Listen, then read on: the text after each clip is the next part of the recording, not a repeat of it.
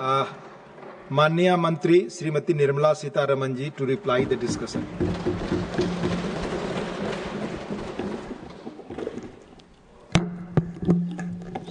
Thank you, Deputy Chairman, sir.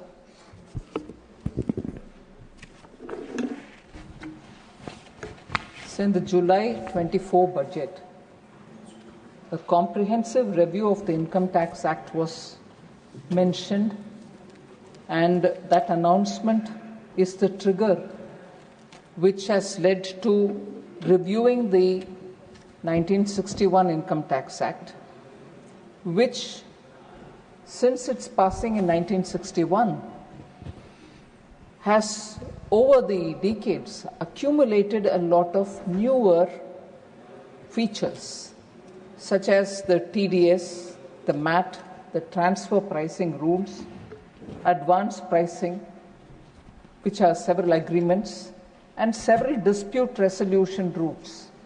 So, each of these have served a purpose but have made the law itself very complex. So, it was very tough to navigate for an ordinary citizen who's wanting to file his returns. But the largely dense and complex structure of that Income Tax 1961 Act resulted in various interpretations, and several avoidable disputes kept mounting. So, not so much for the rate, but for the language of the Act, we were subject to too many litigations. So, the density and the complexity of the Act and the verbose way in which the Act got written over the decades, with the different styles dominating it, made the Act very, very tedious for anyone to use. And in fact, many of the provisions of the Act reached the sunset clauses. So you were given a tax benefit for up to a certain number of years, and nearer the closure, some of them were not even reviewed. So the sunset clause existed, and at that time more reviews had to happen, whether the sunset should continue or you should close it. These kind of things have also made it sound as though it has become outdated in parts, not the whole thing, but in some parts. Therefore, we needed a new law, and that is why in July 24 budget, I had announced that we'll come with a comprehensive review of Income Tax Act 1961 to make it concise, lucid, easy to read, and easy to understand. So that is the main objective with which we started this, sir. It was the review and the new income tax bill, which is now the subject of our discussion, were completed in record 6 months' time and introduced in the budget session of February 2025. This year budget session, we introduced it. The drafting of the new bill itself involved 75,000 person hours. That is the extent to which we... Manya Mantri ji, okay. Honorable members, it is now 6 p.m. If the House agrees, we will sit beyond 6 p.m. today till the disposal of the Income Tax Bill 2025 and Taxation Laws Amendment Bill 2025. Do I have the leave of the House to extend the sitting beyond 6 p.m.? Yes. Thank you. Honorable Minister. So, sir, the team of dedicated officers, I must appreciate the CBDT and also the Department of Revenue, who together did the drafting of the new bill, as I said, taking 75,000 person hours, with a team of dedicated officers.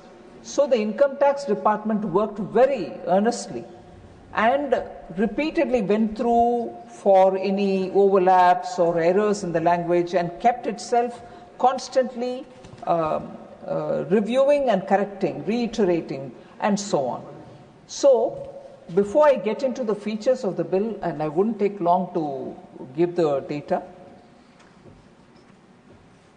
this is a bill which is going to be very consequential. An income tax act every year, some amendment in the finance bill itself, we all pay a lot of attention, go into the details, what will it mean, what is the implication on me, how many people will end up paying more, paying less, what are the other provisions with which action will be taken on me, and so on. All of us are quite aware of that. So for even one little amendment to the Income Tax Act, there is so much attention given for the finance bill during the budget session every year. So this is a very consequential act in that we are changing the 1961 Act itself in a way, removing it and bringing a new act. We won't remove it in total because there will still be some cases or some incidents which relate to that period, and therefore that 61 Act will continue in some form only to the limited purpose of attending to those period relevant matters. So if this is the seriousness with which this country is looking at bringing a assessee friendly, taxpayer friendly act, replacing the 1961 Act, and it is a milestone which this country's financial system will face. I am shocked that the opposition doesn't want to participate in it. And let me tell you, sir, initially, understanding the importance and the consequential nature of this, the opposition parties agreed in the Business Advisory Council, Business Advisory Committee, that they will indeed participate in the Lok Sabha and also in the Rajya Sabha on this bill and debate it. Allotted time. And they were allotted 16 hours in Lok Sabha, 16 hours of debate in Rajya Sabha. Most often the opposition says, no, you don't want to discuss anything. We are asking for public, people's interest, public's interest. We want to have charcha on this matter. We agreed for 16 hours of charcha in Lok Sabha, 16 hours of charcha here. Okay, you had some protest, you want to march to the Election Commission, you went. But you came back, participate. You agreed to give 16 hours time for this discussion. Why are they away, sir, today? And when we talk about tax and tax-related matters, they will say, no, you're imposing tax burden on the people. Let me tell you, prior to COVID onwards, 2019 onwards, Prime Minister Modi has given clear instructions. COVID or no COVID, we shall not increase the tax burden on people. Not one paisa has been increased. And in fact, the new income tax scheme which was brought in so that people who still want to enjoy the benefits of some kind of deductions can remain in the old scheme. But people who want to be paying less tax with or without deductions, we came up with a user-friendly new regime. And there, consequentially, every year we've been reducing both the rate and widening the slabs, income slabs. This year, historically, as a big milestone, Prime Minister Modi said at least 12 lakhs tak, no tax should be paid by any Indian citizen. Which means up to 1 lakh per month salary, no one will have to pay any tax. The structure was made simple, rates were reduced, rebates were given, so no tax for up to 12 lakhs income. And further, for others in a different income bracket, rates were reduced. So that is the way in which every budget we are making it easier for the taxpayer. Now, the point that I wanted to highlight is, if there's so much concern, and rightly as an opposition party they should have the concern for taxpayers, that they should not be burdened. The rate was brought down till 12 lakhs in the budget, which was in the finance bill of February 2025.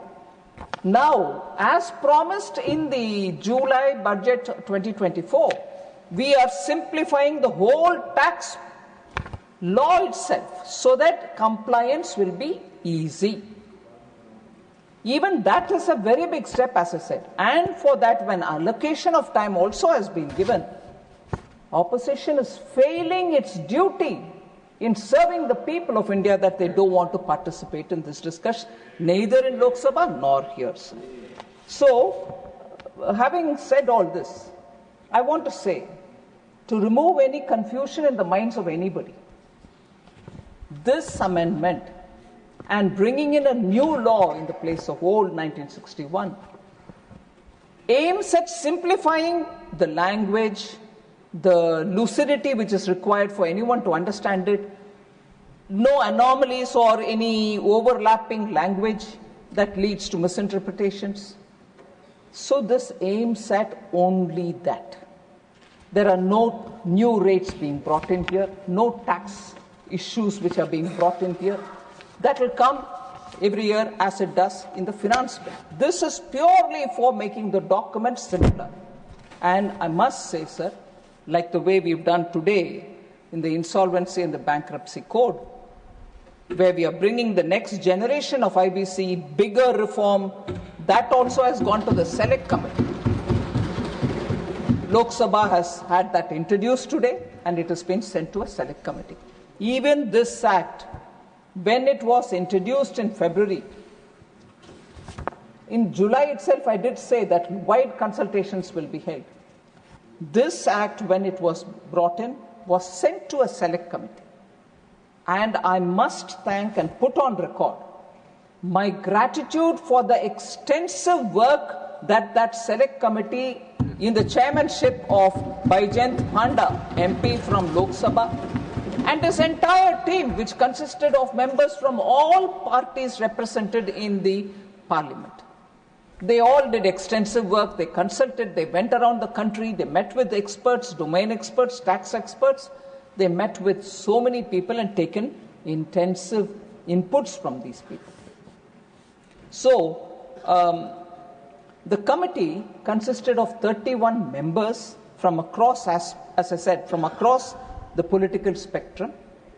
The committee held 36 meetings, engaging extensively with government officials, stakeholders and experts, and received 334 memoranda containing a wealth of valuable inputs and suggestions. So the committee, if we did that many number of person hours, 75,000 person hours from the department, the committee had 36 meetings and took 334 memorandum from the public. Now, after all that, the select committee, in its report, which was submitted to the Lok Sabha Speaker, has put forward 566 recommendations. The intensity and the gravity of the work is what I want to highlight before you, Honorable Deputy Chairman, sir. Of these 566 recommendations, the committee itself agreed to department's view in response. The suggestions came, the department gave its response. The committee agreed for the department's view for about 370 cases. So 566 was the suggestion given. In 370 proposed cases, accepted the clause as was proposed in 370 cases.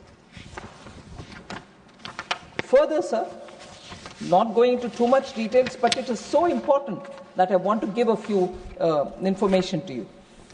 Redundant provisions were removed. Archaic languages were also removed. We have reduced the number of sections which many honorable members spoke about. The total number of sections, sir, were 819 in the 1961 Act. 819 sections. They have now come down to 536 sections. Complete cutting down. And the number of chapters were 47 in the 1961 Act. We have cut it down to 23 only. The number of words, which again many members spoke about it, 5.12 lakh words were there in the 1961 Act. It has been now brought down to 2.6, literally